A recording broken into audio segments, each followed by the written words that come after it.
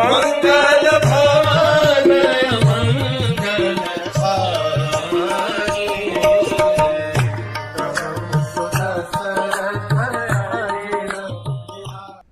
हरे कृष्ण।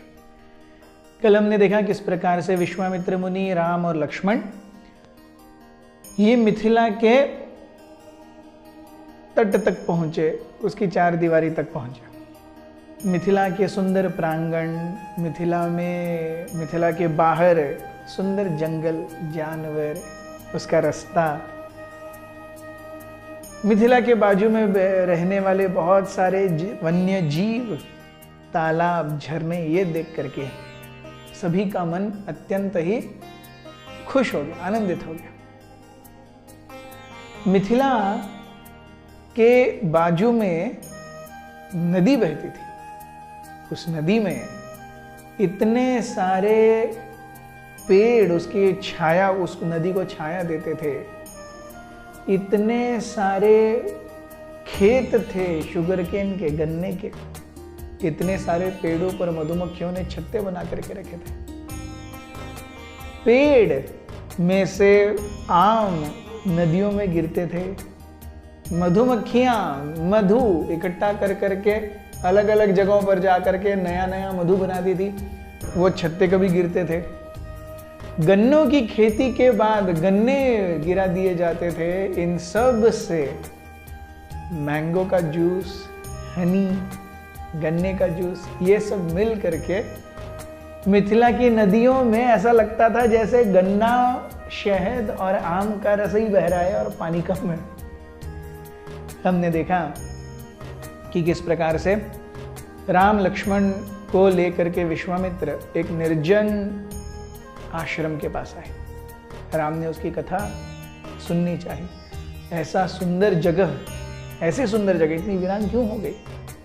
विश्वामित्र ने कथा बताना शुरू किया। बहुत पहले ब्रह्मा जी ने अपने मन से, अपनी क्रिया शक्ति से एक सुंदर स्त्री का निर्माण किया जिसका नाम था अहल्या। ब्रह्मा जी ने जितनी सारी सुंदरता की रचना की है, वो सारी सुंदरता उस एक स्त्री में उन्होंने डाल दी थी। अहिल्या इतनी सुंदर थी कि स्वर्ग के देवी देवता गण भी मुंह से लाड गिराते हुए उसके आगे पीछे घुमा करते थे। जब अहिल्या सयानी हुई तो ब्रह्मा जी ने सोचा कि इसका विवाह करना चाहिए। उन्होंने सोचा कि अरे हर कोई तो इससे विवाह करना चाहता है, फिर एक व्यक्ति कैसे मिलेगा? He thought let's have a competition।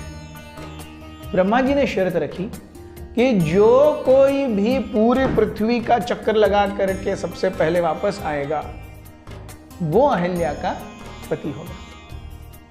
बस क्या था, इंद्र, चंद्र, वरुण, वायु, गंधर्व, सिद्ध, विद्याधर, चारण, हर कोई बैठ गए अपने अपने वाहन पे। सीटी बजी, फुर्र, सब दौड़ गए। इन सारे प्रतिस्पर्धियों में एक थे जिनका नाम था गौतम ऋषि। गौतम ऋषि ने एक सुंदर युक्ति निकाली। उन्होंने गाय लाई और गाय की एक प्रदक्षिणा की। ब्रह्मा जी के पास गए, बोले because cow represents the entire creation, I have circumambulated the cow and I have fulfilled your promise. Gautam ऋषि साधु थे, तपस्वी थे।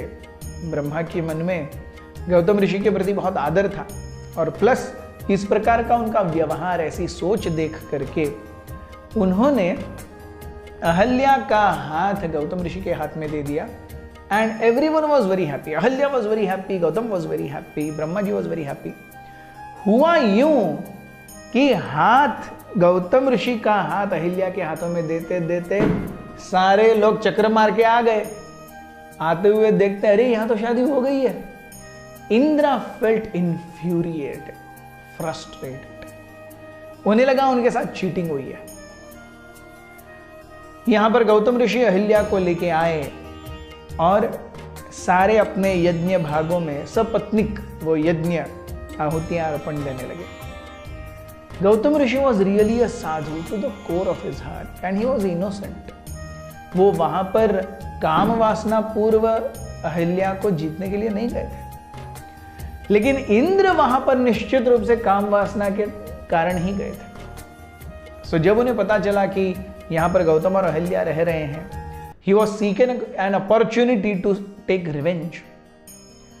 अहिल्या के प्रति इतना ज्यादा काम वासना भरी हुई थी कि इंद्र, जो कि देवताओं के स्वर्ग के अधिपति हैं, उन्हें जरा भी शर्म नहीं आई एक बहुत ही विकृत प्लान खींचते हुए, how will I enjoy Ahilya. उन्होंने एक प्लान किया। क्या किया? एक दिन सुबह सुबह प्रातः भोर होने से पहले ही उन्होंने एक मुर्गे का रूप लिया और बांग दे दी। गौतम ऋषि सोच करके कि अरे मुर्गे की बांग हुई है, मतलब सुबह उठने का समय है। गौतम ऋषि अपनी प्रातः विधि और स्नान के लिए, नदी स्नान के लिए चले गए। इसी मौके की तलाश में तो इंद्र थे। इंद्र ने तुरंत उस मुर्गे से अपने आप को गौतम ऋषि के रूप में ढाल दिया और वापस आए। अहिल्या अब तक बिस्तर पर ही थी। गौतम ऋषि, जो इंद्र हैं, जो गौतम ऋषि के रूप में हैं, उन्होंने अहिल्या से कहा, मैं तुम्हारे साथ संबंध बनाना चाहता हूं। अहिल्या हाईली डाउटफुल, अरे she knew her husband what he stands for. वो जानती थी कि उनके पति इस प्रकार से इच्छा कभी उनके मन में आ ही नहीं सकती। आई तो व्यक्त करना तो इम्पॉसिबल है। You see, we might think of many things, but to put them into action or no is always our prerogative। Ahilya जानती थी कि ऐसी भावना उनके पति के मन में आना असंभव है, और आई भी तो वो व्यक्त करना तो अगले जन्म की बात है। तो वो जान गई कि ये कौन हो सकता है, फिर ये इंद्र हो सकता है।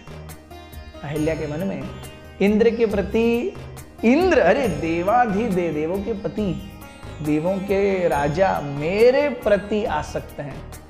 She felt her collar tightened. Plus उन्होंने उस पूरे स्वयंवर के तामझाम में इंद्र को देखा ही था। इंद्र को देख करके उनके प्रति लुब्ध भी हुई थी वो, लेकिन अब वो गौतम ऋषि के साथ में बहुत सुखी थी। ऐसा नहीं था कि there was something bad. Finally, she could not resist her temptation. Indra could not resist her his temptation, and they engaged in that. जब सब कुछ खत्म हो गया, काम वासना का वेग शिथिल हो गया, तब दोनों के मन में ये पता चला, दोनों के मन में ये अनुभव हुआ, दोनों ने अनुभव किया कि अरे we have really erred। वासनाएं ऐसी होती हैं, जब वेग आते हैं तो वेग आते हैं तो ऐसा लगता है जैसे सुनामी आई हो, और जब वेग चले जाते हैं तो एग्जैक्टली सुनामी के जाने के बाद जो विध्वंस और शांतता है, यही हमारी चेतना और यही हमारा मन होता है। केवल विध्वंस होता है और शांतता होती है। इसीलिए हमें गुरु, साधु और शास्त्रों के वचनों से हमारे मन की या चेतना की दीवार इतनी ऊंची उठा देनी चाहिए कि वेगों की कितनी भी बड़ी सुनामी आए, वो उस दीवार को लांघ करके हमारी चेतना में अंदर हाहाकार न मचा पाए। यही हुआ इंद्र और अहिल्या के साथ। Ahilya was now repenting in guilt. उन्होंने इंद्र को दूर फेंक दिया, कहा तुरंत जाओ यहां से। मैं जानती हूं मेरे पति गौतम कभी भी आ सकते हैं, और कृपया इसके बारे में गौतम से, मेरे पति से कभी कुछ मत कहना। इंद्र ने भी सोचा कि गौतम ऋषि, and Indra also knew what Gautam stands for. He stands for purity, he stands for innocence. जब इंद्र ने सोचा, उन्हें भी पता चला कि एक महान पाप मैंने अपने हाथों में से किया है। वो सोच ही रहे थे कि मैं भाग जाऊं एक बिल्ली का रूप लेकर के, एक बिल्ले का रूप लेकर के, लेकिन तब तक गौतम ऋषि वहां पर आ गए थे। गौतम ऋषि ने इंद्र को अपनी पत्नी अहिल्या की बाहों में देखा और वो माजरा समझ गए। बहुत गुस्सा आया। गुस्सा इसलिए नहीं कि मेरी पत्नी का भोग हुआ है, गुस्सा इसलिए कि इंद्र जैसे प्रतिष्ठित पद पर होते हुए भी तुमने ऐसा घृणित कार्य किया है। गुस्सा इसलिए कि तुम्हारे पिताजी ने तुम्हें मेरे हाथों में सौंपा है और फिर भी तुम ऐसे लांछनीय कार्य कर रहे हो। गौतम ऋषि ने इंद्र को श्राप दिया कि तुम छक्के बन जाओगे, आप नपुंसक बन जाओगे, you'll become a eunuch। Gautam ऋषि ने अहिल्या को श्राप दिया, आपको अटेंशन सीक करने की बहुत इच्छा है ना, may you become a stone। You got carried away by the increased lusty attention of Indra, may you become a stone। Why stone? Nobody pays attention to a stone। कितने सारे पत्थर होते हैं, कौन किस पत्थर को देखता है। अहिल्या को पता चला कि उन्होंने बहुत बड़ी गलती की है, वो जा करके अपने पति से भीख मांगने लगी। इंद्र के पास तो ये भी शब्द नहीं थे कि वो सॉरी बोल सके, वो चले गए। अहिल्या रो रो करके, गिड़गिड़ा करके भीख मांगने लगी। गौतम ऋषि पिघल गए। गौतम ऋषि ने कहा कि देखो, श्राप तो मैंने दे दिया है, the words can not be taken back, लेकिन मैं एक उच्च श्राप देता हूं। क्या है? बहुत समय बाद आगे भगवान विष्णु प्रभु रामचंद्र के रूप में आएंगे, उनके चरण कमलों के, उनके पाद स्पर्श से तुम अपने पूर्ववत जीवन में आ जाओगे। ऐसा कहकर के गौतम ऋषि आश्रम से चले गए। अहिल्या एक पत्थर बन गई। अब विश्वामित्र वहां राम को लेकर के आते हैं और वो पत्थर दिखाते हैं, ये अहिल्या है। राम, कृपया अपने चरण कमलों का स्पर्श इस पत्थर को दे दो। प्रभु रामचंद्र ने तुरंत ये पैर अपने अहिल्या रूपी उस पत्थर पर रखे, या पत्थर रूपी अहिल्या पर रखे, और तुरंत अहिल्या उस पत्थर के शरीर को छोड़ करके एक सुंदर युवती के रूप में आ गई। प्रभु राम को उन्होंने एक पिता के रूप में देखा कि जिससे एक नया शरीर मिलता है। उन्होंने प्रभु रामचंद्र, हालांकि वो 12 ही साल के हैं, नतमस्तक होकर के अहिल्या ने प्रभु राम के चरणों पे अपना सर रखा। उसी समय गौतम ऋषि भी वापस आ गए और आश्रम फिर से पूर्ववत चलने का आदेश या संदेश होने लगा। यह थी अहिल्या की कहानी। और अब हम देखेंगे किस प्रकार से मिथिला में राम और लक्ष्मण प्रवेश करते हैं। यह होगा कल। बहुत बहुत धन्यवाद। हरे कृष्ण।